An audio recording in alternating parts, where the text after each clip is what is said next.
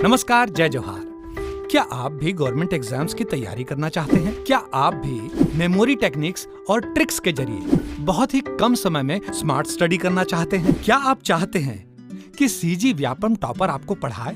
तो डाउनलोड करिए Yogendra Sahu classes app. यहाँ 10 से अधिक गवर्नमेंट एग्जाम्स क्रैक करने वाले और सीजी व्यापम टॉप करने वाले योगेंद्र सर सीजीपीएससी और सीजी व्यापम के अंतर्गत होने वाले सभी एग्जाम्स की तैयारी कराएं।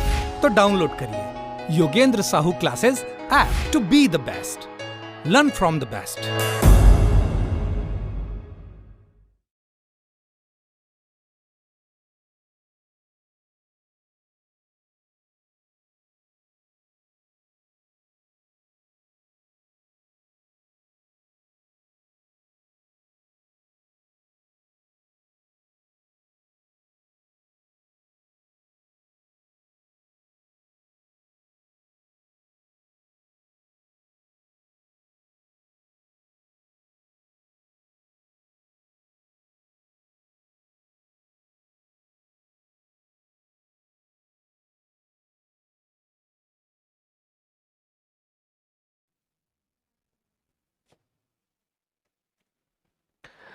चलिए, नमस्कार मित्रों, स्वागत है आपका योगेश ऑनलाइन क्लासेस में।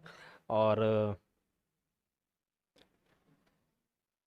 सहकारिता अधिनियम का जो पार्ट था, जो 25 से और 30 मार्क्स के पूछे जाने सवाल, उससे रिलेटेड वीडियोस हम देख रहे हैं और उसी क्रम को हम आगे बढ़ाएंगे। ठीक है, तो धारा 7 तक हमने पढ़ लिया है। धारा 8 से हम यहाँ से क्लास स्टार्ट करेंगे।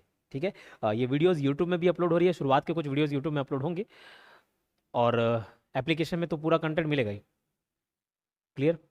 एप्लीकेशन में सारे कंटेंट्स अवेलेबल हैं। तो अगर आप चाहते हैं कि कोर्स परचेस करें तो आप कोर्स परचेस कर सकते हैं। कोर्स परचेस करने पर इससे रिलेटेड सारे कंटेंट जितने भी होंगे एग्जाम से पहले आपको मिल जाएंगे। एग्जाम से पहले आपकी ये वाली पोर्शन जो है वो अच्छे से तैयारी हो जाएगी। तो सहकारिता विभाग का जो कोर्स है 1499 में अवेलेबल है। 1499 में, केवल और केवल 1499। और ये 1499 में आपको क्या मिलेगा? तो सारे सब्जेक्ट्स मिलेंगे इंक्लूडिंग ये सहकारिता वाला पार्ट। अगर आप अलग से सहकारिता वाला पार्ट खरीदना चाहते हैं तो 699 में वो क्लासेस भी अवेलेबल हो जाएंगी आपको। ठीक है, साथ ही साथ टेस्ट सीरीज आपको खरीदना चाहिए और इस पे तो मैं इंसिस्ट करूंगा कि आप टेस्ट सीरीज को खरीदेगा। टोटल 13 से 14 इसमें टेस्ट मिलेंगे, जिसमें 5 फुल लेंथ टेस्ट होंगे और बाकी सब्जेक्ट वाइज टेस्ट होंगे, जैसे आपका सिलेबस दिया है वैसा ही। ठीक है, क्लियर?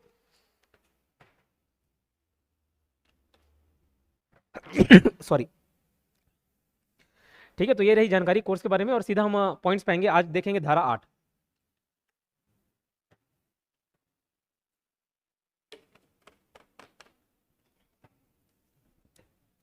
चलिए देखो, धारा 8 यहाँ पे क्या लिखा हुआ है। धारा 8, और मैं इंग्लिश हिंदी दोनों मीडियम में बता दे रहा हूँ, किसी को कोई दिक्कत ना हो। लेकिन इससे ज़्यादा और उम्मीद मत करिए। हिंदी वाले उम्मीद मत करिए कि और हिंदी, इंग्लिश वाले और उम्मीद मत करिए कि इंग्लिश में मिल जाएंगे। इसको जो बेयर एक्ट आते हैं ना, आप पढ़ लोगे ना तो ना इंग्लिश वाले इंग्लिश समझ पाओगे, ना हिंदी वाले हिंदी समझ पाओगे। ठीक है, तो यही जो है फुल एंड फाइनल है। मैं दोनों लैंग्वेज में बता रहा हूँ।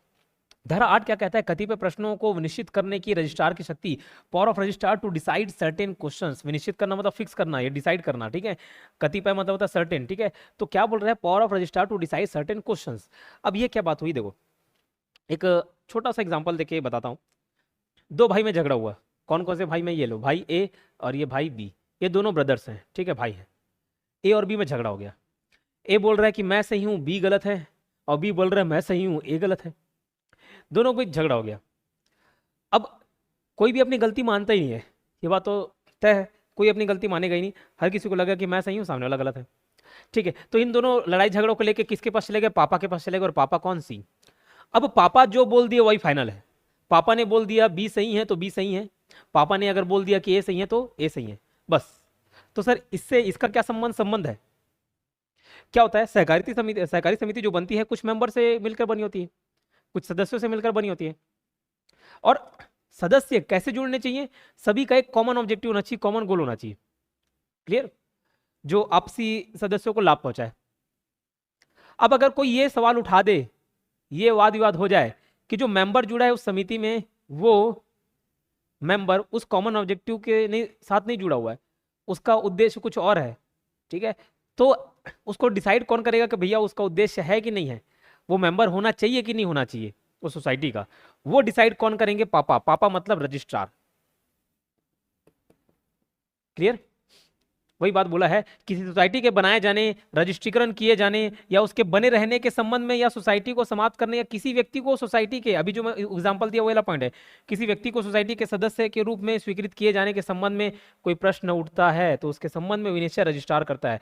कौन डिसाइड करेगा? डिसाइडिंग फैक्टर कौन है? केवल और केवल रजिस्ट्रार। रजिस्ट्रार जो बोल दिया वही पत्थर की लकीर है। किस किस संबंध में ऐसे सवाल उठ सकते हैं और किस किस संबंध में रजिस्ट्रार फैसला दे सकता है?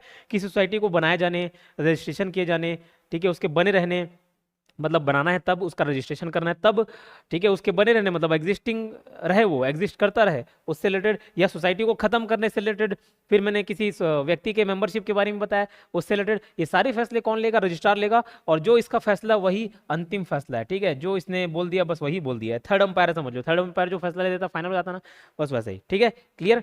रजिस्ट्रार जो बोल देगा वही होगा। तो ये क्वेश्चन डायरेक्ट बन सकता है इस संबंधी, ये क्वेश्चन कोई भी पॉइंट हो सकता है। किसी सोसाइटी के बनाए जाने पर उसका निर्णय कौन लेगा, विनिश्चय कौन करेगा, डैश, 4 ऑप्शन दे देंगे, रजिस्ट्रार दे देगा, कोई और दे देगा, कलेक्टर दे देगा, कोई भी ऐसे पदाधिकारी का नाम दे सकता है, उसमें से आपको चुनना होगा क्या? रजिस्ट्रार। तो यहाँ से एक क्वेश्चन बन सकता है, ठीक है, समझ आई बात? क्लियर, ठीक है। अब देखो आगे बढ़ते हैं। धारा 9 रजिस्ट्रेशन, रजिस्ट्रेशन की बात करता है धारा 9, सेक्शन 9 टॉक्स अबाउट रजिस्ट्रेशन। अब देखो रजिस्ट्रेशन से रिलेटेड बहुत सारे पॉइंट है।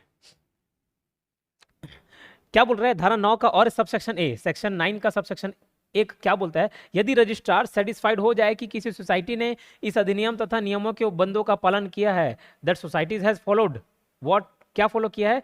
नियमों के उपबंधों का, ठीक है, जो उपबंध मतलब प्रोविजंस, ये जो रूल्स एंड रेगुलेशन है, जो एक्ट है, उसके प्रोविजंस को फॉलो किया है, ठीक है। और क्या रूल्स एंड रेगुलेशन है? बेसिक से जो रूल्स थे कि भैया कम से कम 10 मेंबर्स होने चाहिए, और इसका अपवाद मैं बता चुका हूं ऊपर, कम से कम 10 मेंबर्स होने चाहिए। और क्या एक्ट में बातें बोलती हैं कि 33% होना चाहिए।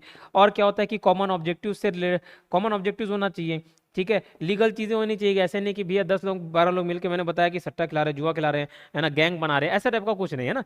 तो कॉमन ऑब्जेक्टिव्स होना चाहिए, क्लियर। एक और पॉइंट होता है कि क्षेत्र एक ही क्षेत्र से आने चाहिए, एक ही एरिया से होने चाहिए, है ना, अलग अलग एरिया से नहीं। नहीं मैं बुला लिया पाकिस्तान से किसी, आओ भाई बम बनाएंगे, ऐसा नहीं होना चाहिए, ठीक है, एक ही एरिया से जुड़े होने चाहिए। तो ये सारे रूल्स एंड रेगुलेशन फॉलो किया है कि नहीं उसको देखता है, ठीक है। तो क्या बोल रहा है कि यदि रजिस्ट्रार सेटिस्फाइड हो जाए, सेटिस्फाई होना जरूरी है, कौन? रजिस्ट्रार का सेटिस्फाई हो जाता है कि किसी सोसाइटी ने इस अधिनियम के उपबंधों को पालन किया है, ये लो ये सारे नियम कानून है उसको फॉलो करना ही है, क्लियर। और इसके बाईलॉज उपविधियों के प्रतिकूल नहीं है। प्रतिकूल का तात्पर्य होता है अगेंस्ट, मतलब it is not against it's bylaws, it should not be against it's bylaws. ये बाईलॉज क्या होता है सर?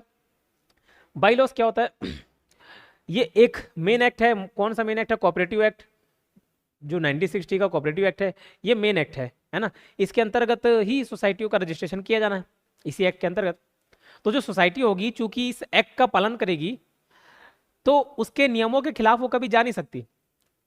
लेकिन क्या सोसाइटी बनेगा तो एक ही प्रकार का सोसाइटी बनेगा क्या? अलग अलग उद्देश्य के भी आगे चल के वही पढ़ेंगे, अभी अलग अलग प्रकार की सोसाइटी हो सकती है। तो अलग अलग प्रकार की सोसाइटी होगी तो अलग अलग नियम कानून होंगे।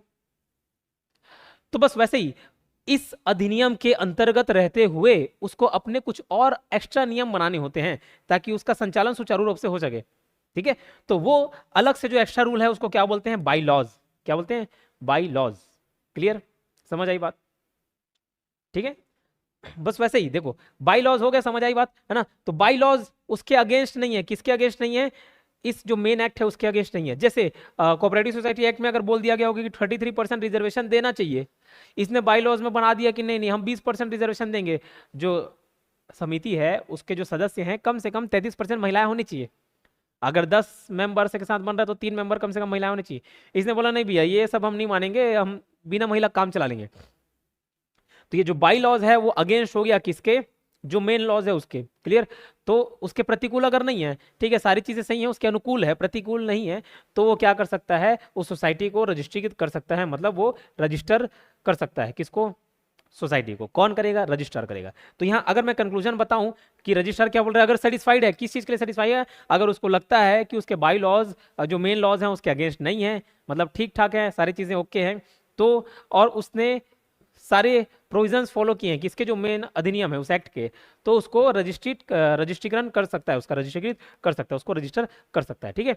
यदि रजिस्ट्रार की राय में लगता है, क्या लगता है कि कोई सोसाइटी आर्थिक दृष्टि से कमजोर है, अब यहाँ पे पढ़ेंगे कि क्या क्या सोच के वो क्या क्या चीज को कंसिडर करते हुए रजिस्ट्रेशन करने से मना कर देता है, उसको भी यहाँ पे पढ़ लेंगे। रजिस्ट्रेशन कर सकता है कब? जब सारे रूल्स एंड रेगुलेशन के खिलाफ ना जा रहा हो, ठीक है, सारे काम वो रूल्स एंड रेगुलेशन के हिसाब से कर रहा हो, फॉलो किया हो, तब। नहीं करेगा तो कैंसिल कर सकता है। उसके अलावा अगर लगता है कि आर्थिक दृष्टि से कमजोर है, मतलब उतना जितना पैसा उनको इकट्ठा करना चाहिए था, जितनी पूंजी लगानी चाहिए थी उतनी लगा नहीं रहे, और लगाएंगे नहीं, 10-20 सदस्य को जोड़ रहे, किसी एक का आइडिया है, खराब आइडिया हो गया, मतलब उतने पैसे हैं नहीं, 10-20-50 लोगों को जोड़ लिए, तो बर्बाद होगा, साथ में सदस्य भी बर्बाद हो जाएंगे।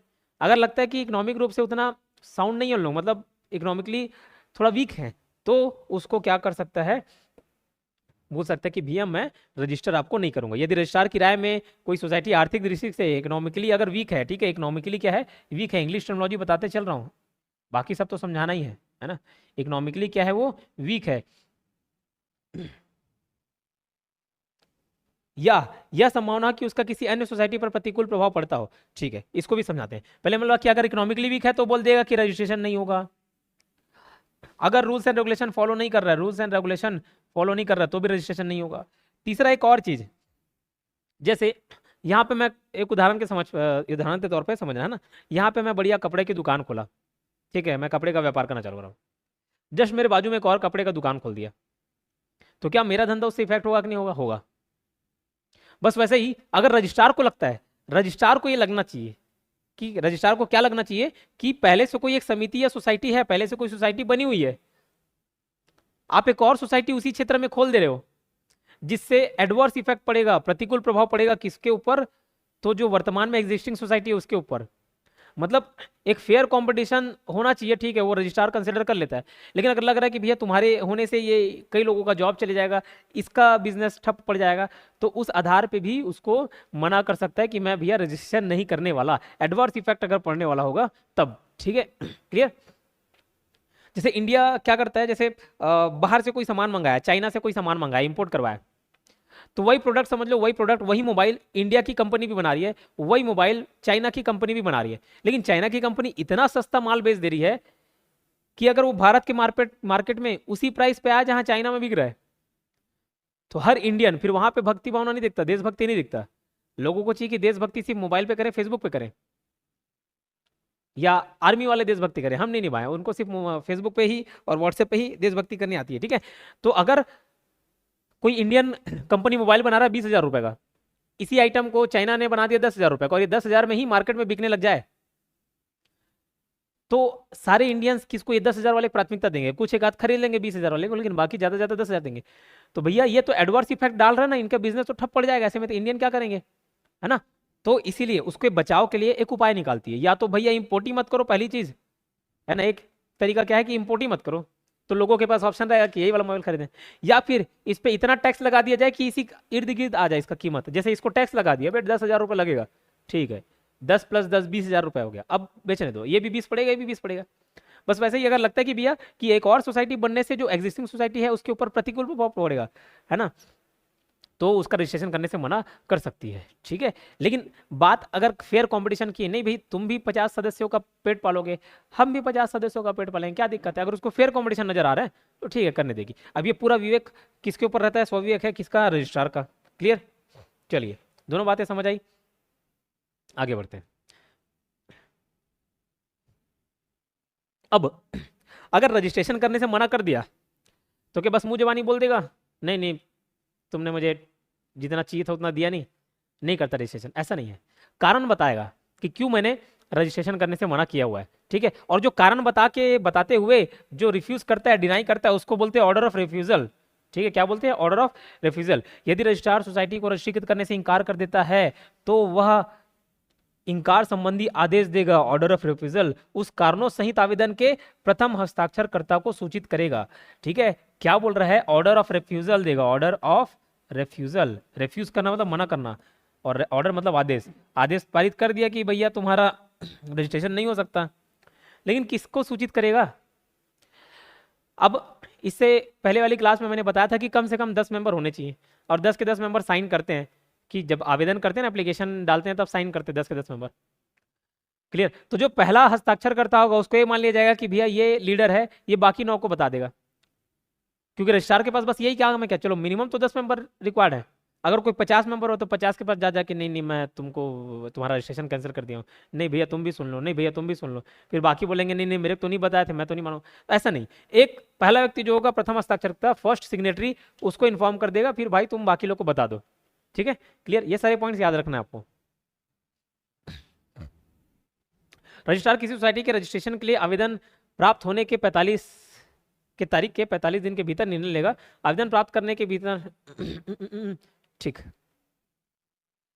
ये क्या पॉइंट है बता देता हूं मैं, ये पॉइंट आप बाद में पढ़ना, मैं भी पढ़ूंगा, बट फिलहाल शुरुआत है 45 + 15 + 60। सर ये क्या कंसेप्ट है? जैसे कुछ लोग मिले, इकट्ठा हुए, उन्होंने आवेदन दिया कि सर हमारा रजिस्ट्रेशन कर दो, किसके पास गए? रजिस्ट्रार के पास गए। रजिस्ट्रार, या फिर मैंने बोला ये रजिस्ट्री करने का काम रजिस्ट्रार और एजे साओ वाला पॉइंट बताया था नहीं, एजे साओ, ए से एडिशनल वाला, सब वाला, ठीक है, याद आ रहा है कुछ हल्का फुल्का? एजे साओ जॉइंट रजिस्ट्रार है ना, ए से असिस्टेंट रजिस्ट्रार, ओ से अदर ऑफिसर, कुछ बताया था, ध्यान आ रहा है ना? तो वो क्या पढ़े थे हम? वो ये देखे थे कि रजिस्ट्रार अपना काम दूसरे को सौंप सकता है, भैया दूसरे भी रजिस्ट्री करने में संबंधी काम कर सकते हैं, लेकिन उनको किनके मार्गदर्शन में काम करना पड़ेगा? रजिस्ट्रार के मार्गदर्शन में काम करना पड़ेगा। इतनी बात समझ आई थी? क्लियर। अब कोई सदस्य मिलके एक समिति बनाने के लिए इन अधिकारियों के पास गए, चाहे वो रजिस्ट्रार हो, चाहे सब रजिस्ट्रार हो, या ज्वाइंट रजिस्ट्रार हो, किसी के पास भी गए, अपर रजिस्ट्रार हो, एडिशनल हो, कोई भी हो, उसके पास गए जिसको रजिस्ट्री करने की पावर है, और ये पावर दिया गया है रजिस्ट्रार के अलावा भी इन लोग कर सकते हैं। उनके पास गए, अब उनको समझ नहीं आ रहा है कि यार मेरे को रजिस्ट्री करना चाहिए कि नहीं करना चाहिए। ठीक है, मतलब खुद में निर्णय नहीं ले पा रहा है, वो चाह रहा है कि मैं ऊपर पूछूं, ठीक है, और ऊपर वाले अधिकारी से पूछूं। जैसे आपको समझ नहीं आता तो आप किसी दोस्त यार से पूछते हो, या किसी बड़े से पूछते हो, अपने मम्मी पापा से पूछते हो, कोई बात समझ नहीं आ रही, कोई फैसला लेना है, आपको नहीं समझ पा रहा, तो उनको लगता है कि नहीं वो थोड़ा ज्यादा अनुभवी है, वो बता पाएंगे। बस वैसे ही अगर आपको नहीं समझ आ रहा है, आपको मतलब नहीं, इनको समझ नहीं आना चाहिए, 45 दिन तक भैया वो रोक के रख सकते हैं फाइल को। ठीक है, कोई फाइल आई 45 दिन, कोई एप्लीकेशन आया, उसको 45 दिन तक ही, ऐसा नहीं कि घुमा रहे कल आना, परसों आना, अगले साल आना, अगले जन्म में आना, ऐसा नहीं है। वो मैक्सिमम 45 दिन का समय लेंगे। अगर 45 दिन तक उनको नहीं लगता कि यार रजिस्ट्री करना चाहिए नहीं करना चाहिए, समझ नहीं आ रहा है, तो अपने बड़े अधिकारी को भेज सकते हैं, आगे अधिकारी को भेज सकते हैं, ठीक है, ऊपर अधिकारी को भेज सकते हैं। ठीक है, जैसे मैंने बताया था पहले तो रजिस्ट्रार होता भैया, अब रजिस्ट्रार के पास खुद आ गया तो उसके ऊपर बड़ा अधिकारी कौन है? स्टेट गवर्नमेंट है, राज्य सरकार है, ये इसको भेज देगा। सर राज्य सरकार के ऐसा नहीं है, रजिस्ट्रार तक ही आएगा, ये ऊपर के सरकार के पास चल दोगे तुम? नहीं। ठीक है, रजिस्ट्रार के बाद एजे साओ वाला पॉइंट आया था, याद है? एजे साओ पहला जो लेक्चर देखे होंगे, पहला दूसरे लेक्चर में बताया था। तो अगर इसके पास आ गया, एडिशनल रजिस्ट्रार के पास आ गया, ठीक है, तो एडिशनल रजिस्ट्रार किसको भेजेगा? रजिस्ट्रार के पास भेजेगा। कितने दिन? 15 दिन। अब इसको भी समझ नहीं आ रहा है, ये 45 + 15 दिन खत्म हो गया, ठीक है, तो एडिशनल 2 महीने का और समय मिलता है। ठीक है, कितना? 2 महीने का और समय मिलता है, और ये 2 महीने में भी अगर उसका फैसला नहीं हो पाया कि रजिस्ट्री करना है नहीं करना है, तो फाइनली उसको रजिस्टर मान लिया जाता है, it is deemed to be registered, deemed to be register मान लिया जाता है कि हो गया भैया रजिस्ट्रेशन, ये घुमा रहे हैं इधर, रजिस्ट्रेशन हो गया, खुश रहो तुम। ठीक है, वही पॉइंट इसमें बोला है, क्या बोला है देखो, ये 90 डेज वाला क्या है उसको बताता हूं। यदि रजिस्ट्रार पूर्व समयावधि के भीतर ऐसे आवेदन का निपटारा करने के लिए असफल रहता है, तो वह सुविधि के समाप्त होने के तारीख से 15 दिन के भीतर ऐसे आवेदन को अगले उच्च अधिकारी को, और जहां रजिस्ट्रार स्वयं रजिस्ट्रीकरण अधिकारी है, वहां राज्य सरकार को निर्देशित करेगा। इनके द्वारा आवेदन प्राप्त होने के तारीख से 2 माह के भीतर इसका निपटारा किया जाएगा। ठीक है, क्लियर? क्या बोला मैंने पॉइंट? 45 + 15 + 2 महीना, 2 महीना मतलब 60 दिन। ठीक है, अगर 45 दिन उसके पास रखेगा, अगर उसको नहीं समझ आ रहा है, ठीक है, तो क्या बोल रहा है देखो, निपटारा करने के लिए असफल रहता है तो वह उस समय अवधि के समाप्त होने के तारीख से, मतलब ये 45 दिन के तारीख से, 45 दिन खत्म हो गया, तारीख से 15 दिन के अंदर ऐसे आवेदन को अगले उच्च अधिकारी को दे देगा। ठीक है, अगले उच्च अधिकारी को दे देगा। कौन? रजिस्ट्रार। अगर रजिस्ट्रार है तो अपने अगले उच्च अधिकारी को दे देगा, और जहां रजिस्ट्रार स्वयं रजिस्ट्रीकरण अधिकारी हो, मतलब रजिस्ट्रार का काम मैंने बोला एडिशनल रजिस्ट्रार और ज्वाइंट रजिस्ट्रार भी कर सकते हैं। अगर ये ज्वाइंट रजिस्ट्रार के पास मैटर आता है तो इसको दे देगा, इसके पास आता है तो रजिस्ट्रार को दे देगा। लेकिन क्या बोल रहा है, ये पॉइंट एकदम इजी लैंग्वेज में समझा रहा हूं, लेकिन जहां रजिस्ट्रार खुद रजिस्ट्रीकरण अधिकारी है, ठीक है, रजिस्ट्रेशन ऑफिसर है, कौन? खुद रजिस्ट्रार, तो वहां किसको भेजेगा? उसके ऊपर तो कौन है? राज्य सरकार है। और इनके द्वारा आवेदन प्राप्त होने की तारीख से 2 महीने के भीतर इसका निपटारा किया जाएगा। मतलब बड़े अधिकारी के पास चले गया, फिर वो बोलेगा नहीं नहीं और मैं बड़े अधिकारी, ऐसा नहीं है, 2 महीने तक उसका निपटारा करना है, और नहीं कर पाए निपटारा तो वो उसको मान लिया जाएगा कि भैया इसका रजिस्ट्रेशन हो गया है। और यहाँ क्या लिखा हुआ है देखो, यदि उच्च अधिकारी या राज्य सरकार उस समयावधि के भीतर आवेदन का निपटारा करने में असफल रहे तो क्या होगा, तो सोसाइटी और उसकी उपविधियां रजिस्ट्रीकृत कर दी जाएंगी। Then what will happen, societies and their bylaws will deem to be registered, register मान ली जाएंगे, रजिस्टर कर दी जाएंगे, ठीक है, बात खत्म हो जाएगी वहीं पे। क्लियर। आगे 9 का 4 क्या बोलता है, रजिस्ट्रार इस अधिनियम के अधीन रजिस्ट्रेट या समझी गई सोसाइटियों का एक रजिस्टर रखेगा, है ना। कौन मेंटेन करेगा, registrar will have to maintain a register. जो भी सोसाइटी रजिस्टर हो रही ना, ठीक है, उसके लिए, जो सोसाइटी रजिस्टर हो रही है उसके लिए एक अलग से रजिस्टर मेंटेन करेगा। जो सोसाइटी का रजिस्ट्रेशन हो गया है उसके लिए एक रजिस्टर मेंटेन करेगा, जिसके बारे में उसकी पूरी जानकारी होगी। बाद में अगर अपने बायलॉज में कुछ नियम में परिवर्तन कर रहा है तो उसको लिखेगा, बंद कर रहा है तो बताएगा, चालू कर रहा है कुछ भी चेंजेस आए उसके बारे में डिटेल एक रजिस्टर के बारे में रहेगा। जितनी सोसाइटी होंगी उतने रजिस्टर होंगे। इतनी बात समझ आई, ठीक है। ये धारा 9 आपका समापन। धारा 8 क्या देखे, आज की जो क्लास थी धारा 8 की, जो डिसीजन लेने का पावर है फाइनल कौन करता है, रजिस्ट्रार करता है। किससे संबंधित डिसीजन, वो मैंने ऊपर चर्चा कर दिया। धारा 9 में रजिस्ट्रेशन प्रोसेस ही देखे, रजिस्ट्रार के पास ये पावर रहता है, ठीक है, डिसीजन लेने का। और धारा 9 में क्या है, रजिस्ट्रेशन के बारे में बताया गया है कि कौन रजिस्ट्रेशन करेगा, रजिस्ट्रार ही करेगा। लेकिन कैसे कैसे कैंसिल कर सकता है, किस बेसिस पे कैंसिल कर सकता है, वो सारी चीज़ें मैंने बता दी धारा 9 के अंतर्गत। धारा 10 क्या बोलता है, धारा 10 किसकी बात करता है, सोसाइटियों का वर्गीकरण, classification of societies, classification of society. अब देखिए, अगर स्ट्रक्चर के बेसिस पे देखा जाए, है ना, on the basis of structure,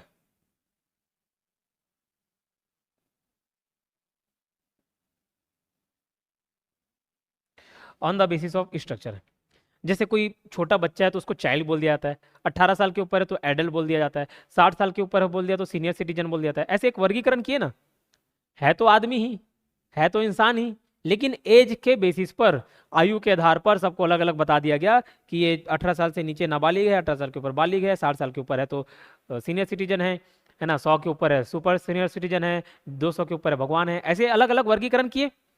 बस वैसे ही सोसाइटी तो सोसाइटी है ही, लेकिन उसका स्ट्रक्चर के बेसिस पे, स्ट्रक्चर के आधार पे, या मैं बोल सकता हूं कि किस लेवल पे, किस स्तर पे काम कर रहा है, किस स्तर पे काम कर रहा है, किस स्तर पर काम कर रहा है, उसके बेसिस पे उसको 3 भाग में बांटा गया है, 3 भाग में बांटा गया है, ठीक है, 3 भाग में बांटा गया है। कौन कौन सा, एपेक्स सोसाइटी, सेंट्रल सोसाइटी और प्राइमरी सोसाइटी। तो 3 स्तर पे हैं ये। सबसे पहला जो गांव स्तर पे, एकदम छोटे कस्बे स्तर पे जो होता है ना, सबसे छोटे स्तर पे, निचले स्तर पे जो सोसाइटी का गठन होता है उसको बोलते हैं प्राइमरी सोसाइटी। क्या बोलते हैं, प्राइमरी सोसाइटी या फिर प्राथमिक सोसाइटी।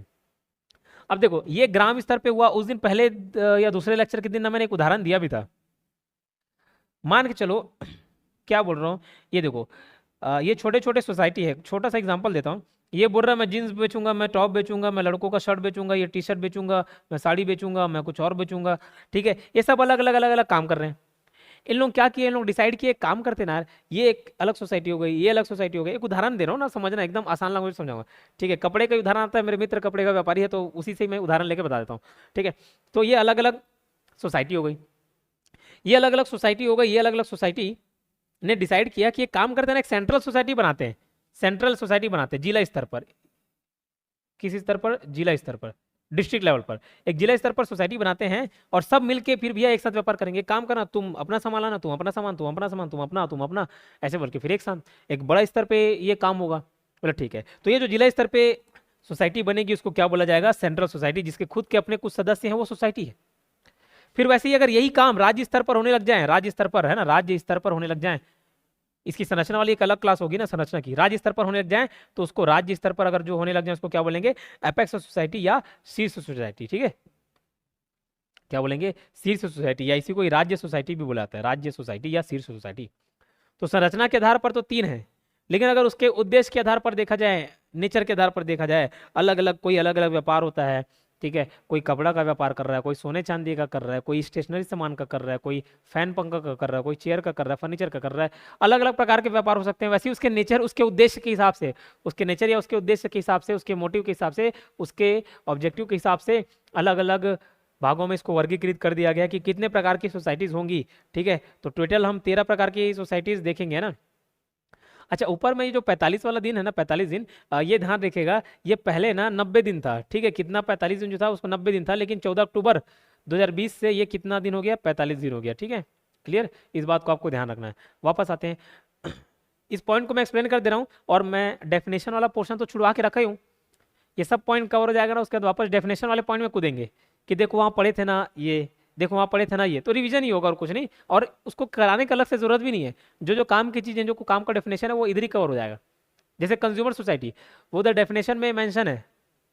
सेंट्रल सोसाइटी क्या है, सेंट्रल सोसाइटी वो डेफिनेशन में मेंशन है, लेकिन अभी मैं डेफिनेशन ही पढ़ा रहा हूँ, समझ लो, ठीक है। अब देखो, कंज्यूमर सोसाइटी क्या है, जो सोसाइटी, या उपभोक्ता सोसाइटी क्या है, जो सोसाइटी किसके लिए बनी हो, कंज्यूमर के लिए बनी हो, कंज्यूमर के लिए बनी हो, कस्टमर के लिए बनी हो। एक कस्टमर और कंज्यूमर में बेसिक डिफरेंस बता देता हूँ, इधर काम नहीं आएगा, लेकिन सुन लो। जैसे अगर मैं 10 रुपए का डेयरी मिल्क लिया, 10 रुपए का डेयरी मिल्क लिया, दुकान से जाके लिया, तो मैं क्या हो गया, कस्टमर हो गया, क्या हो गया, कस्टमर। लेकिन अगर उसको मैं खाया नहीं, मैं किसी और को दे दिया, हो सकता है किसी और के लिए लिया, तो जो खाया वो क्या होगा, कंज्यूमर, उसको कंज्यूम किया, उपभोग किया उसका, तो वो कंज्यूमर, मैं कस्टमर। मैं खरीदा तो मैं कस्टमर, और मैं ही खा लिया तो मैं कस्टमर भी हो गया और कंज्यूमर भी हो गया, ठीक है। इस बात को ध्यान रखना। तो लेकिन यहाँ पे जनरल सेंस में उतना कंज्यूमर और कस्टमर के बीच में अंतर नहीं देखा जाता, इकोनॉमिक्स वगैरह में पढ़ते हैं तो उस दोनों का अंतर आपको समझना जरूरी है, बट फिलहाल कंज्यूमर और कस्टमर दोनों का अंतर बता दिया, एक ही मान के चलना। अब ये कंज्यूमर सोसाइटी क्या होता है, बोला मैं, जो किसके हित में काम करे, जो कंज्यूमर या कस्टमर के हित में काम करे, वो सोसाइटी जो कंज्यूमर के हित में काम करे, कस्टमर के हित में काम करे, वो सोसाइटी क्या कहलाएगी, कंज्यूमर सोसाइटी कहलाएगी, क्लियर। अब सर कैसे, कैसी टाइप की सोसाइटी होती है, देखो एक उदाहरण देता हूं मैं। अ, जैसे ये पेन ही ले लो, पेन को सॉरी, ये पेन का उदाहरण दे रहा हूँ। ये पेन मान के चलो 10 रुपए में बिक्री, किसका पेन, 10 रुपए में बिक्री। आप लेने जाते हो, मैं लेने जाते हो, तो ये पेन ये पेन कितने रुपए पड़ता है, 10 रुपए पड़ता है, ठीक है, कितने रुपए पड़ गया, 10 रुपए। लेकिन ये बताओ, ये जो पेन की लागत होगी जब वो प्रोड्यूस होता होगा, जब बनता होगा, तो वो क्या 10 ही रुपए में बनता होगा,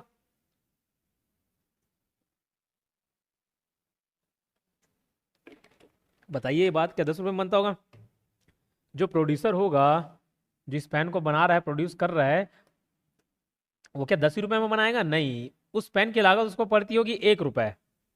10 में बना के 10 में बेच देगा, तो फायदा क्या करेगा, फायदा क्या कमाएगा वो, हैं? आपके लिए तो काम नहीं कर रहा, मेरे लिए तो काम नहीं कर रहा भैया, अपना रोजी रोटी पालने के लिए काम कर रहा हो, ठीक है, रोजी रोटी कमा रहा है, तो प्रोड्यूसर मान के चलो 1 रुपए में बनाता होगा, लेकिन वो बनाता होगा बल्क में, और आपको बेच नहीं सकता डायरेक्ट, क्यों नहीं बेच सकता, आपको चाहिए रहता सिंगल पीस, 1 रुपए का लिखो फेंको पेन दे दो, 1 रुपए का ही पेन दे दो, 2 रुपए का दे दो, ऐसा। तो एक दो पेन, तीन पेन, चार पेन लेना है, वो तो लाखों करोड़ों प्रोडक्ट एक साथ तैयार करता होगा, तो लाखों का खपत एक साथ कैसे करेगा, आपको एक एक जन कस्टमर ढूंढेगा तो भैया वो उसका समय उसी में व्यर्थ हो जाएगा। तो वो क्या करता है, पूरा एक साथ बल्क में किसी और को बेच देता है, डिस्ट्रीब्यूटर को, डीलर को बेच दिया, फिर वो किसी और होलसेलर वाले को बेच दिया, फिर होलसेलर के बाद रिटेलर के पास आता है, तो सब अपना अपना थोड़ा थोड़ा प्रॉफिट जोड़ते जाते हैं, और लास्ट में रिटेलर कुछ थोड़ा सा हिस्सा लेके रखता है एक साथ, क्योंकि उसके पास तो 100 कस्टमर आते होंगे, उसको तो 100 पेन बेचने हैं, 100 लोगों को पेन बेचने हैं, तो रिटेलर एक साथ खरीद के लेकर रखता है, फिर थोड़ा बहुत प्रॉफिट जोड़ के वो भी बेच देता है आपको। लेकिन आप जो कंज्यूमर हो, कस्टमर हो, उसको तो एक ही दो पेन खरीदना है, उसको तो अपने लिए ही खरीदना है। लेकिन ये 1 रुपए धीरे धीरे और प्रॉफिट जुड़ते जुड़ते जुड़ते जुड़ते ग्राहक को जो पड़ रहा है वो बढ़ रहा है 10 रुपए में। तो क्या किए, कुछ लोग आए, मिल के आए कि हम एक काम करेंगे, कंज्यूमर के लिए काम करेंगे, हम एक काम करेंगे, एक साथ आप भी बल्क में ले सकते हैं नहीं, क्यों, आपके पास उतना पैसा भी नहीं होगा और आपको तो जरूरत है एक ही पेन की, दो पेन की। तो क्या किया, कुछ सदस्य आए, उन्होंने ये निर्णय लिया कि हम पैसा जमा करते हैं, उसी पैसा जमे पैसे से क्या करेंगे, हम लोग एक साथ बल्क में खरीद लेंगे, तो ये जो बीच के मीडिएटर है ना, जो 9 रुपए खा रहे हैं, उस 9 रुपए कम हो जाएगा, ये सामान को 1 ही रुपए में खरीदेंगे, 1 ही रुपए में खरीदेंगे, हम ही लोग खरीदेंगे, और डायरेक्ट सारे कंज्यूमर को बांटेंगे। तो सर उनका क्या फायदा है, वो कमीशन चार्ज कर लेंगे ना, जो 10 रुपए में आपको पेन मिल रहा हो 3 रुपए मिलने लग जाएगा, तो आपको तो फायदा है और उनको भी फायदा है, 2 रुपए वो कमा लिया। ठीक, तो ऐसा सोसाइटी जो कंज्यूमर के फायदे के लिए काम कर रहा है, उसको क्या बोलेंगे, कंज्यूमर सोसाइटी। समझा दिया, जहां पे मेरे को समझाने की जरूरत लगेगी ना वहां समझा दूंगा। 5 मिनट 10 मिनट 20 मिनट लेना होगा तो 5 मिनट 10 मिनट 20 मिनट लूंगा, 1 घंटा लेना होगा तो 1 घंटे समझाने को लूंगा। क्यों बोल रहा हूँ, क्यों, यूट्यूब पे किसी ने कमेंट किया था, किसने कमेंट किया था,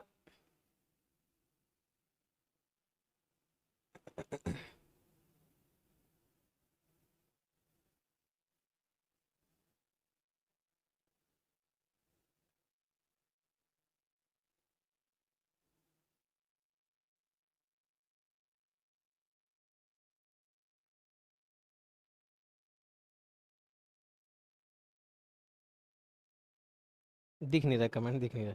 ठीक, कमेंट किया था कि आप ज़्यादा ही डिटेल में एक्सप्लेन कर देते किसी एग्जाम्पल को तो खपत लग जाता, से कुछ कमेंट किया था, मिल नहीं रहा मुझे। तो भैया अगर आप ही को मालूम रहता कि कैसे पढ़ाना है, आशीष सोनी जी ने कमेंट किया था कि सर आपकी क्लास बहुत बेस्ट है, thank you very much, but आप जो एग्जांपल देते हैं वो ज़्यादा लेट तक हो जाता है। अगर आप ही को लगता कि आप ही अच्छा समझा लेते ना तो मेरी ज़रूरत आपको नहीं पड़ती। तो कहीं ना कहीं आप मेरे से क्यों पढ़ रहे हो? क्योंकि आपको लग रही है कि मेरी ज़रूरत है। तो जहाँ पे मेरे को लगता है कि इसको डिटेल में एक्सप्लेन करना चाहिए वहाँ कर देता हूँ। हिस्ट्री की क्लास लेता हूँ मैं, एंशियंट हिस्ट्री की क्लास, तो कुछ डायरेक्ट फैक्ट्स पढ़ा देता हूँ। डायरेक्ट फैक्ट्स पढ़ा दूँ ना, मैं पढ़ाने वाला एक हूँ लेकिन पढ़ने वाले कई हजारों लोग हैं। हजार लोग हैं ना, तो हजार अलग अलग मानसिकता होती है। अगर मैं हिस्ट्री हिस्ट्री सब्जेक्ट लेता हूँ मैं, तो हिस्ट्री अगर मैं पढ़ाने लगूँ, अगर खाली फैक्ट्स पढ़ाऊँ तो कुछ बच्चे बोलेंगे अरे सिर्फ रटा रहा है, कहानी तो बता ही नहीं रहा, इतिहास बिना कहानी बता नहीं। सिर्फ कहानी बताऊँ, फैक्ट्स कम हो जाए तो बोले सिर्फ कहानी बताता है, एग्जाम में कहानी थोड़ी नहीं पूछता है, फैक्ट्स पूछता है। तो भैया मैं सबके हिसाब से चलने लग जाऊंगा ना तो फिर काम नहीं बनेगा। ठीक है, तो मुझे पढ़ाने दीजिए, मुझे अपना काम करने दीजिए, आप अपना काम करिए ना, पढ़िए। जहाँ पे एग्जाम्पल ज़्यादा लग रहा है आपको स्किप करिए, आपके पास तो ऑप्शन है ऐसे 10-10-20 सेकंड आगे बढ़ा दो क्या। ठीक है, उसके लिए कमेंट कर रहे हो सर ऐसा पढ़ाओ ऐसा पढ़ाओ, भैया मेरे को अपने हिसाब से पढ़ाने दिया करो। ठीक है, तो इजी कर देता हूँ। ये कंज्यूमर सोसाइटी पढ़ देता हूँ, उद्देश्य के आधार पर क्या है भाई, ये कंज्यूमर सोसाइटी। लेकिन ये जो कहानी बताता हूँ ना 10-20 मिनट का, वही दिमाग में बैठेगा आपके। ठीक है, घुमा फिरा के पूछेगा ना तो वही समझ आएगा आपको। क्लियर? और कोई तकलीफ होगा तो फिर बताना। सेंट्रल सोसाइटी, सेंट्रल सोसाइटी अभी बता दिया कि ये प्राथमिक सोसाइटी है, प्राइमरी सोसाइटीज हैं, इन लोग मिलकर जिला स्तर पे काम किए, है ना, जिला स्तर पे काम किए, एक अलग सोसाइटी बना दी, उसको क्या बोले, सेंट्रल सोसाइटी बना दिया। मल्टीपर्पज सोसाइटी, भैया मैं एक ही काम नहीं करूंगा, मेरे को जो मिल जाए, जिससे जो पैसा मिल जाए वो काम करूंगा, मल्टीपर्पज सोसाइटी। ठीक है, तो क्या हो गया, मल्टीपर्पज हो गया। संसाधन society, resource society, resource society कौन सी सोसाइटी होती है, जो रिसोर्स प्रोवाइड करे। सर क्या बता रहे हो, नहीं समझ आ रहा है। देखो रिसोर्स सोसाइटी, दो एग्जांपल देता हूँ मैं, आपको समझ आ जाएगा। ठीक है, जैसे यहीं आसपास हम साहू समाज के लोग हैं, तो साहू समाज के लोग, कुछ लोग मिले, क्या होता है हर किसी को पैसे की जरूरत पड़ती है, हर किसी को पैसे की जरूरत पड़ती है। और वो समिति नहीं बनी है अलग से, लेकिन मैं आपको उदाहरण दे रहा हूँ, उदाहरण दूंगा समझ आ जाएगा, उसको फिर समिति से रिलेट कर लेना कि हम लोग समिति बनाने के लिए चले गए, बस ये समझ लेना। तो 50-60 लोग अलग अलग लोग मिले साहू समाज के परिवार में, और उनको लगा कि हर परिवार को बीच बीच में पैसे की जरूरत पड़ती है, किसी को पढ़ाना है तो पैसे की जरूरत पड़ रही है, तो वो कहाँ जा रहा है, बैंक में लोन लेने जा रहा है, और बैंक से उसको लोन मिल नहीं रहा है। वो कहाँ जा रहा है, बाहर मार्केट में जहाँ पे बहुत ज़्यादा पैसा चार्ज कर रहे हैं, कोई गिरवी रख के कर्जा ले रहा है, किसी को घर बनाना है, किसी के घर की शादी हो गई बेटी की, तो हमारे परिवार की तो बेटी है, हमारे परिवार की तो बहन है। तो हमने क्या किया भैया, 50 लोग मिलकर काम किए कि हर महीने थोड़ा थोड़ा थोड़ा थोड़ा पैसा जमा करेंगे, और हमारे पास एक पैसा जमा हो जाएगा। और क्या होगा, जिसको जरूरत होगी पैसे की, वो पैसा क्या करेगा, उस बंदे को दे देगा, लोन प्रोवाइड करेगा। ठीक है, क्या प्रोवाइड करेगा, लोन, लोन दे दिया। अब लोन दिया तो ब्याज में फ्री में थोड़ी नहीं देंगे भैया, थोड़ा बहुत पैसा तो लेंगे, काहे नहीं, काम कैसे चलेगा, सब काहे जमा करेंगे, उससे बैंक में जमा नहीं कर देंगे, तो लोन लेंगे। लोन कितना में, मान के चलो 1% के हिसाब से उसको लोन दे दिया, 1% दे देना। ठीक है, उसको लोन मिल गया, उसको उसकी सहूलियत हो गया, बिना कोई प्रोसेसिंग चार्ज के, बिना कुछ तामझाम के उसको लोन मिल गया, 1% उसको ब्याज भी मिल गया। अब ये जो फायदा होगा उसको क्या करेंगे, हम आपस के जो सदस्य हैं उसको बेनिफिट के रूप में देख लेंगे, बांट लेंगे आपस में, उसको भी फायदा हो गया, ये मेंबर जो जुड़े थे उसको भी फायदा हो गया। तो समझ आई बात? तो ये क्या प्रोवाइड किया है, एक रिसोर्स प्रोवाइड किया। लोन क्या है, एक रिसोर्स हो गया ना, पैसे प्रोवाइड किए।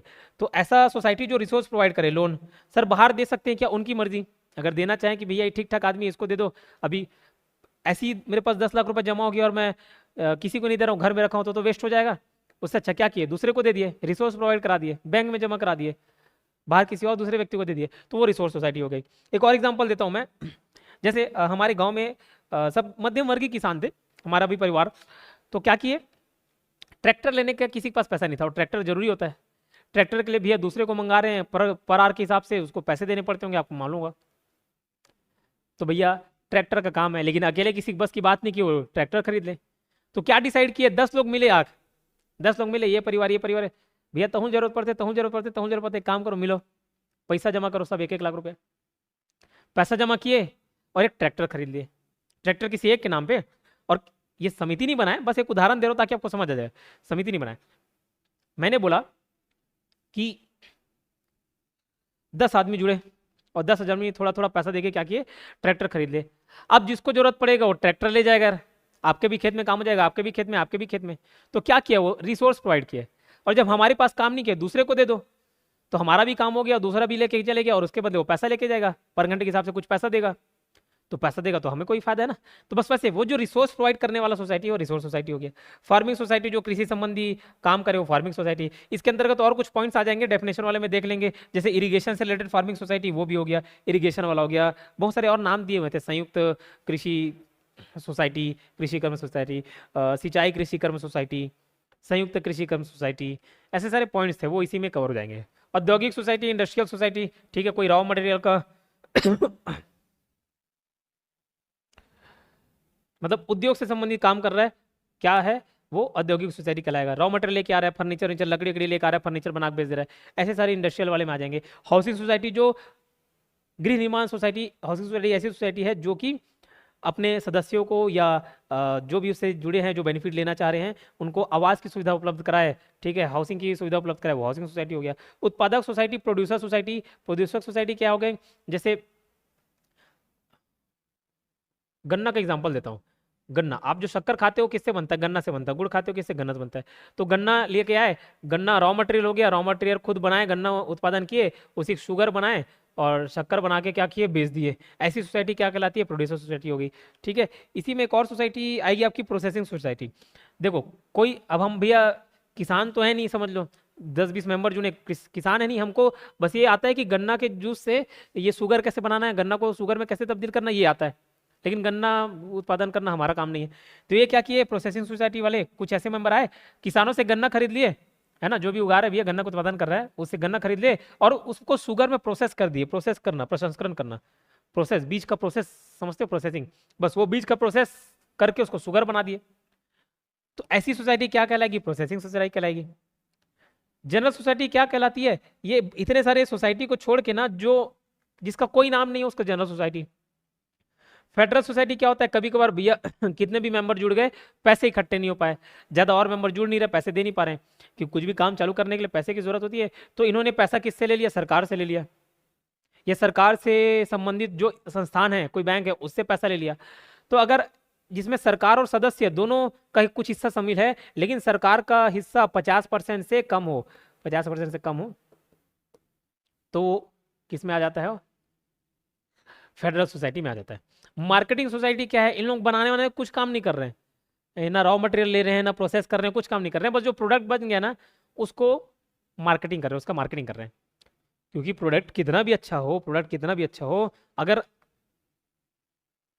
उसकी अच्छी से ब्रांडिंग ना हो, उसकी अच्छी से मार्केटिंग ना हो, उसकी अच्छी से एडवर्टाइजिंग ना हो, तो फिर वो नहीं बिकता। क्लियर, समझ आई। लक्स साबुन, अच्छा खुशबू आता होगा, अच्छा साबुन होगा, हम तो बचपन से उसी से नहा लिए। उसके लिए क्यों ऐश्वर्या राय को लेके जाते हैं, ऐश्वर्या राय करता है ना, 10 रुपए में लस, 10 में लस, 10 में लस कर रही है, ठीक है, उसका एडवर्टाइजमेंट किया जा रहा है, मार्केटिंग किया जा रहा है, ठीक है। तो भैया कुछ लोग आए कि ठीक है आप सामान बना तो लेते हो लेकिन मार्केटिंग नहीं कर पाते हो, कोई दिक्कत नहीं, हम कर लेंगे, हम आपस में आएंगे, ठीक है। तो मार्केटिंग जो कर रहा है, मार्केटिंग सोसाइटी, क्लियर। फिर सेवा क्षेत्र सोसाइटी, सर्विस सेक्टर सोसाइटी, ये क्या है, जो कि ये बाद में जुड़ा है, 14 अक्टूबर 2020 के संशोधन के पश्चात इसको जोड़ा गया, सेवा क्षेत्र, कि आप किसी प्रकार का सर्विस प्रोवाइड कर रहे हैं, किसी प्रकार का हो सकता है, मैं 10 के एग्जाम्पल नहीं हो सकता दे रहा हूँ, नहीं तो फिर एक आध कमेंट आ जाएगा, बहुत टाइम लगाता है। क्लियर। रजिस्ट्रार किन्हीं कारणों से किसी सोसाइटी के वर्गीकरण को एक शीर्ष से दूसरे शीर्ष में परिवर्तित कर सकेगा, लगेगा पहले प्रोसेसिंग का काम कर रहे हैं, मार्केटिंग का उसमें ट्रांसफर कर देगा, क्योंकि इसका नेचर तो बताना जरूरी है ना, जब सोसाइटी बनेगी तो किस टाइप का नेचर है उसका वो बताएगा। सोसाइटी के वर्गीकरण के बारे में रजिस्ट्रार का निश्चय अंतिम होगा, ठीक है, अनिश्चित होगा, ये क्या है, जो फाइनल डिसीजन लेगा, फाइनल डिसीजन किसका होगा, रजिस्ट्रार को होगा।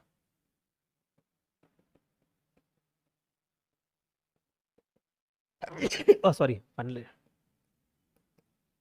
फाइनल डिसीजन किसका होगा, रजिस्ट्रार को होगा। सोसाइटी के वर्गीकरण के बारे में रजिस्ट्रार का निश्चय किसका होगा, रजिस्ट्रार को होगा, ठीक है, सॉरी, रजिस्ट्रार का निश्चय अंतिम होगा, मतलब फाइनल डिसीजन किसका होगा, रजिस्ट्रार को होगा। ये क्लियर, ठीक। तो आज हम कौन कौन से धारा देखे, 8, 9 और 10, ठीक है, क्लियर। अब एक और चीज़ बताना चाहूँगा, कई बोले सर एडवर्टाइजमेंट इतना रहा, एडवर्टाइजमेंट इतना रहा, ये पार्ट मैं कोर्स इसका चला रहा हूँ, इस कोने में कोर्स दिखता है, और कोई बोलता है कि सर कंटेंट छुप जाता है, तो अगर ये कंटेंट दिख रहा है ना, तो मैं फिर इसको स्किप करके ये डाल देता हूँ। उस बच्चे को प्रॉब्लम हो जा रही है, वो बोल रहा है डिस्टर्ब हो रहा है, अरे साइड में चल रहा है, उसके लिए डिस्टर्बेंस हो जा रहा है आपका। मैं अपना चैनल मोनेटाइज नहीं किया हुआ हूँ, आपको बताता हूँ, मैं चैनल अपना मोनेटाइज नहीं किया हुआ हूँ। क्यों, उससे शुरू में ऐड आएगा, बीच में ऐड आएगा, और मैं एडवर्टाइजमेंट मोनेटाइजेशन ऑन कर दूँ ना, तो जितने एड्स ये नहीं दिख रहे ना, उससे ज़्यादा एड्स दिखेंगे, वो बच्चे को डिस्टर्बेंस नहीं हो रहा होगा। वो मेरे महीना का 1-1 लाख रुपए इनकम जाता है उसमें। अगर मैं उसको ऑन करूँ तो 1-1.5 लाख रुपए इनकम आना चालू हो जाए, जिस हिसाब से मेरे व्यूज़ हैं। ठीक है, एस्टिमेटेड अर्निंग मेरे जाके देख लेना। कई सारे ऐसे, सोशल ब्लेड एक साइट है, तो वहाँ जाके मेरी एस्टिमेटेड अर्निंग देखना कितनी होती है। वो मैं मोनेटाइज ऑन नहीं किया हूँ करके वो सेक्रीफाइस हो रहा है। अगर ऑन करूँ तो वो एडवर्टाइजमेंट आपको दिखने लगेंगे, वो टाइम वेस्ट नहीं होगा। अभी इस चैनल में कोई एडवर्टाइजमेंट नहीं दिखता होगा आपको। ठीक है, तो उतना आप कर सकते हो। और अगर दिक्कत है तो आप कोर्स खरीद लीजिए, वहाँ ऐसा कोई एडवर्टाइजमेंट चल नहीं रहा होगा। ठीक, तो अपने सुझाव जो इस प्रकार के उटपटांग रहते हैं उन पढ़ाई में ध्यान देंगे तो ज़्यादा बेहतर रहेगा। ठीक है, ज़्यादा ही आलोचना करने और ज़्यादा ही नेगेटिव कमेंट करने से कोई मतलब नहीं है, पढ़ाई में ध्यान दीजिए। ठीक है, और कोई तकलीफ होगा तो बताइएगा। और कुछ बच्चे जो, जिनको लगता है कि आप सर, अच्छा एक गुड़िया का कमेंट आया था, एक मैडम ने कमेंट किया था, बोली कि मैं फुल कोर्स लेके पछता रही हूँ सर। मैंने तो उसको एक्सप्लेन कर दिया मैडम, और कितने बार बताऊं कि भैया ये कंटेंट आपको ज़्यादा ही मिलेगा, उसकी चिंता मत किया कीजिए। और कोई बच्चे जो अगर परेशान हो रहे होंगे कि सर डेली क्लास लीजिए, डेली क्लास लीजिए, जितना पॉसिबल हो पाए। मैं बता रहा हूँ ना, अगर कोई दूसरे कोर्स आप ज्वाइन किए होंगे या कोई दूसरे संस्थान कराएंगे, उससे पहले ही होगा, क्योंकि यहाँ 5 आदमी को मैं उसी पे भिड़ाया हूँ। 2 आदमी उसमें कंटेंट तैयार कर रहे हैं, 3 लोग पढ़ा रहे हैं। ठीक है, तो उसकी चिंता आप मत करिए। ये जो लैंग्वेज है, ये लैंग्वेज आप अगर वो बेयरक में देखेंगे ना, तो ये भैया समझ नहीं आएगा। उसको 2-3 लोग मिल के बैठ के इंटरप्रिटेशन कर रहे हैं उसका, तब जाके नोट्स तैयार हो रहा है। तो बहुत ही अच्छे से समझ आएगा। आप बस विश्वास रखिए। ठीक है, विश्वास रखिए कि मैं कर सकता हूँ। ठीक है, मैं आपको पढ़ा सकता हूँ, और आप खुद भी विश्वास रखिए कि आप पढ़ सकते हैं। मैं जितना जरूरी चीज़ें हैं उसको बता दे रहा हूँ, उससे बाहर आपको ताका झाकी करने की जरूरत नहीं पड़ेगी। जितने ऑब्जेक्टिव्स होंगे, जितने थ्योरीज होंगे, जितना डीप जाना होगा, जितना ऊपर ऊपर से देखना होगा, सारी चीज़ें मैं कराऊंगा, उसकी चिंता आप मत किया कीजिए। ठीक है, प्रॉपर टाइम में आपको मिल जाएगी, एग्जाम से पहले मिल जाएगी। और जो इसी के लिए परेशान हो रहे, तो भैया इससे अलावा भी तो सिलेबस है, चिंता बस मत कीजिए, इसके अलावा भी सिलेबस हैं, आप उस पर ध्यान दीजिए। और ये टाइम टू टाइम तो डल रहा है। मैं जिस दिन डाल दूंगा, फिर मैं पढ़ाना चालू करूंगा, और जितना पढ़ाऊंगा फिर पढ़ नहीं पाओगे आप। ठीक है, मेरी क्लास लेने की कैपेसिटी 8 घंटा 9 घंटे की है, सुबह शाम दोपहर, ऑनलाइन ऑफलाइन सब। ठीक है, तो मैं अपने स्तर पे आ जाऊंगा तो शायद आप नहीं पढ़ पाओगे। तो धीरे धीरे ग्रहण कीजिए इनको, धीरे धीरे। जब ये पढ़ रहे हैं तो पुराना रिवाइज करिए। ठीक है, जब अगर लगता है कि सर सारी चीज़ें कवर कर लिया तो पुराना रिवीजन करिए। बाकी टाइम टू टाइम मिल रहा है आपको, एक एक क्लास तो डेली मिल ही जाते हैं ऑन एवरेज बेसिस पे। ठीक है, चलिए ऑफ कर दीजिए।